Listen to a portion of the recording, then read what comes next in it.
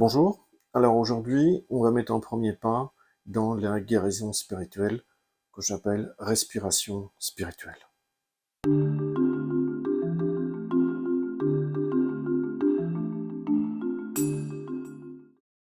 Alors c'est quoi cette respiration spirituelle? Eh bien c'est une méditation, c'est la méditation. Et quand on parle de méditation, il faut bien le comprendre dans le sens exprimé par Joël qui dit la méditation c'est être conscient de l'harmonie. Voilà. Donc de là, ça montre déjà quelques différences avec ce qu'on peut entendre ici ou là à propos de la méditation. Alors je vais vous donner simplement ma recette personnelle. Euh, vous en ferez ce que vous voudrez, bien évidemment. Vous pouvez aussi la faire varier parce que cette méditation est une respiration vivante et donc elle peut changer, elle peut évoluer avec le temps et donc il peut très bien y avoir des variations sans aucun souci. Mais je vous donne quelques paliers afin de baliser cette valse en 4 temps afin de trouver ce chemin qui va être un chemin d'unification ou autrement dit de briser, toujours briser cette illusion de la séparation de nous et du plan divin. Voilà, donc on reste bien dans une approche de méditation non duelle. Alors les 4 temps, eh bien, premier temps, c'est de se calmer. Et pour se calmer, on peut utiliser n'importe quelle technique classique de méditation, mais la plus couramment utilisée est celle de suivre sa respiration. Donc on ferme les yeux, et puis on met toute sa concentration sur sa respiration. Alors ici pour moi c'est difficile parce que je suis en train de parler, donc du coup mon mental est en train de débiter des pensées et des mots, mais donc le but c'est d'arrêter, de calmer en tout cas, pas de l'arrêter puisqu'il est impossible d'arrêter le mental, mais calmer ce mental par l'observation consciente de sa respiration.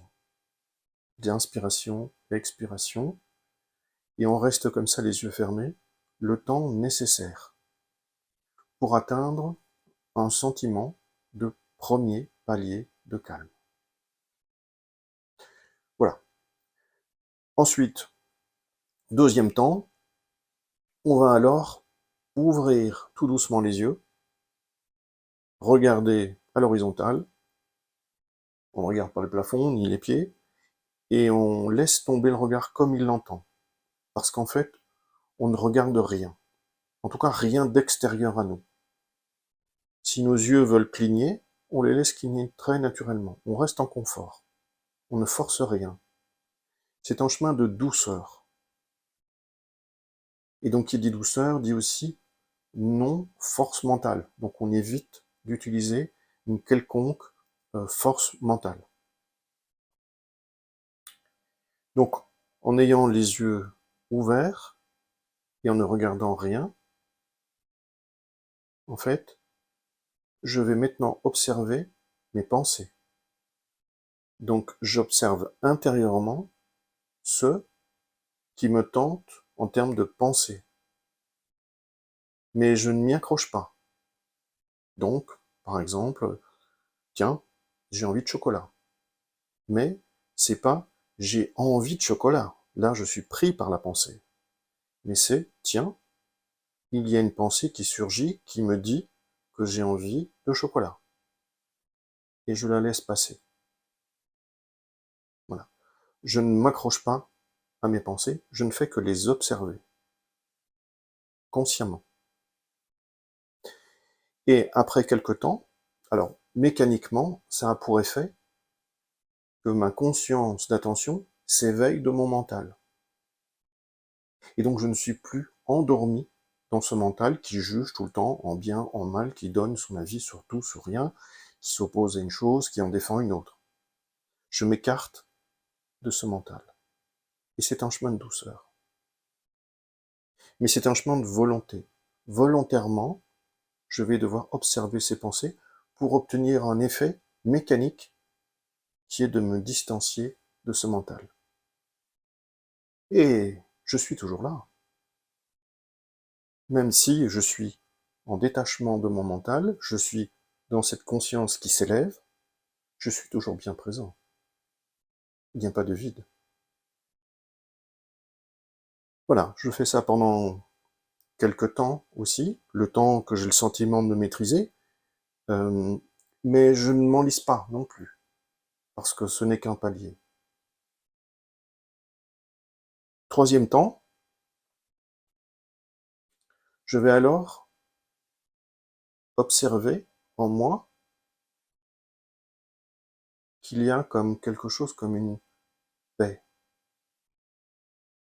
Une paix qui n'est pas de ce monde, parce qu'elle est inconditionnelle. Et je reste dans cette paix qui va m'amener aussi à ce sentiment de joie, aussi inconditionnel, sans aucune raison, une douce joie. Et je pourrais le sentir par un effet qui est bien souvent un sourire sur mon visage. Et dans cette paix, qui n'est pas de ce monde, je veux réaliser que c'est l'amour, tout simplement. Que là, je fais un avec cet amour qui n'attend rien de moi. Et je reste dans cette harmonie de bien-être, de plénitude.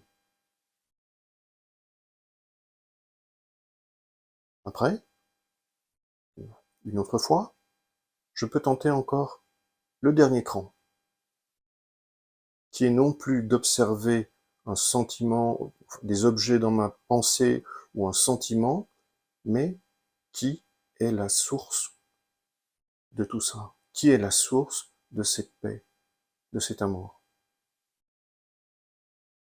Je reste simplement sur cette notion de qui en moi. Et là, par moment, il pourrait y avoir une sorte de dédoublement. C'est moi et pas moi. Un sentiment euh, en une fraction de seconde où c'est à la fois moi et pas moi. Mais c'est toujours moi. Enfin, le soi. Enfin, le Christ, la conscience pure, Dieu. Utilisez le mot que vous voulez. Et là, je me réunifie en conscience. Ou autrement dit, je brise l'illusion de la séparation. Parce qu'elle n'était que illusion. Et je vivais dans cette illusion de séparation. Et là, je me réveille à cette unicité en moi, en conscience. Alors quand on a fait ces 4 temps, on peut rencontrer quelques soucis. Le premier, quand on est dans la phase de se calmer, les yeux fermés, eh bien, il y a un chemin qui peut continuer et qui va être de ressentir des effets, de s'endormir bien souvent, c'est souvent ça, d'avoir un effet imaginaire. Fermer les yeux, c'est rentrer plus facilement dans l'imaginaire, et donc de glisser dans ce qu'on appelle une méditation de bien-être. Alors c'est très bien pour s'endormir le soir, mais par contre, un- pour faire un pas vers la guérison spirituelle, eh bien, il va falloir quitter cette méditation de bien-être et aller vers cette méditation de prise de conscience. Comme on l'a dit dans une autre vidéo, on ne fait pas, sur ce chemin spirituel, on ne fait pas tout le temps que ce qu'on aime, parce qu'alors on reste tout le temps stagné dans notre niveau de conscience. Il faut déblayer, défricher un nouveau chemin dans notre conscience afin de toucher cette euh, conscience en nous. C'est un peu comme être un brise-glace dans notre mental, afin de toucher à cette plénitude. Alors, quand on est un peu plus loin, on pourrait aussi succomber à la recherche d'effets, des effets sur le corps, de chaleur, de sensation, des effets d'énergie, etc. Ça, c'est toujours chercher un effet. Et c'est à nouveau ne pas être dans l'axe. Comme l'a dit Joël, on ne cherche pas un effet. On cherche à toucher cette conscience, cette unicité en nous. Et si un effet se matérialise, très bien, peu importe. Et si il n'y a pas d'effet, c'est tout aussi bien. On ne cherche pas non plus à obtenir l'effet de quelqu'un d'autre. Voilà. Donc, cette élévation de conscience, quand elle va bien se passer, et quand on en revient, la preuve que ça a été bien, c'est qu'en fait, on aura du mal à vocaliser des mots. On aura du mal même à penser des mots. Tout simplement parce on aura quitté cette zone du mental et on se sera élevé en conscience. Pour reprendre la terminologie de Jésus, on pourrait utiliser le mot de monter en haut de la montagne, dans cette plénitude, ce ressourcement, cette respiration, et descendre, redescendre dans la vallée du tumulte, de l'ego, du mental, qui est dans le bien, le mal et le débat. C'est un choix. Mais en tout cas, ce chemin d'élévation de conscience, en méditation, va nous être très utile pour l'étape d'après. L'étape d'après, c'est d'apprendre à faire cette connexion intérieure en un claquement de doigts, sans effort mental.